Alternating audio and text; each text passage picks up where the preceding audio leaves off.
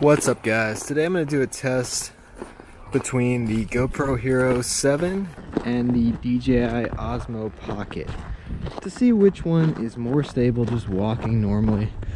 I'm holding them right next to each other. The Osmo Pocket is shooting just in a regular profile because the app still hasn't given me a log profile, and the Hero 7 is actually shooting in super view, because if you want to get more stable image with the GoPro Hero 7, the wider the image, the more stable it's going to look. So I feel like I can get the best stability in super view, so that's what I'm going to be comparing. I know a lot of people will put it onto narrow or something so that it can look more similar, but this gives you a more, better idea of how I would use it if I was using the stability on that.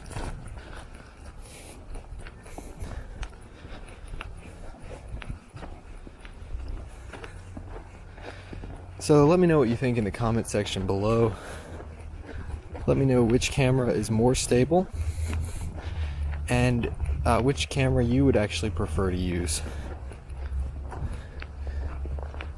I hope you guys enjoyed this video. If you like this kind of content, reviews, tutorials, and videos about what I'm learning as I grow as a filmmaker, then hit that subscribe button, and thanks for watching.